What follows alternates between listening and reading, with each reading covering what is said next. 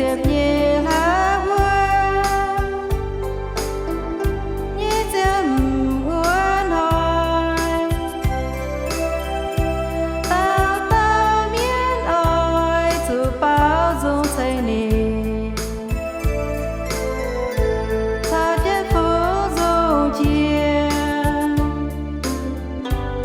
hiện nay non tôm gì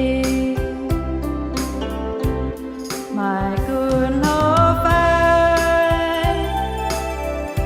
chôn cả nán phai mai hiện Giêsu bùa già tu mai mấy phi na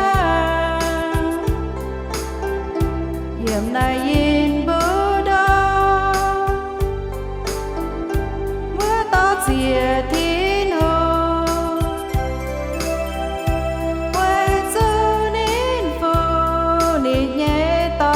tài giờ nên hỏi cô nhua buổi chiều mai chiều chiều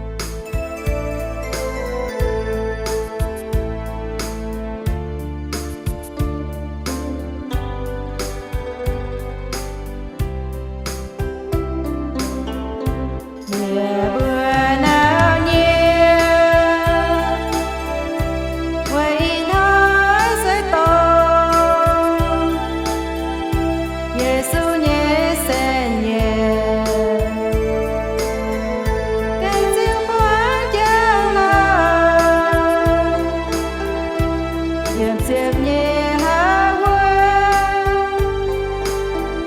nhẹ chém uốn hỏi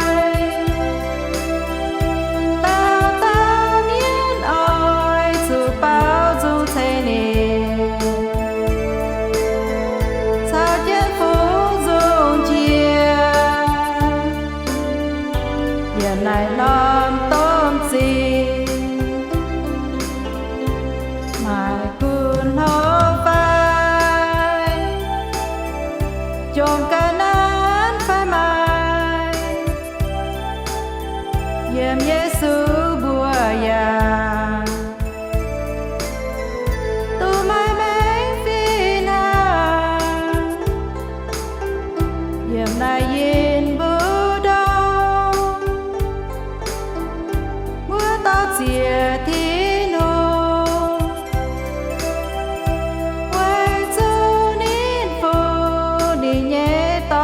tài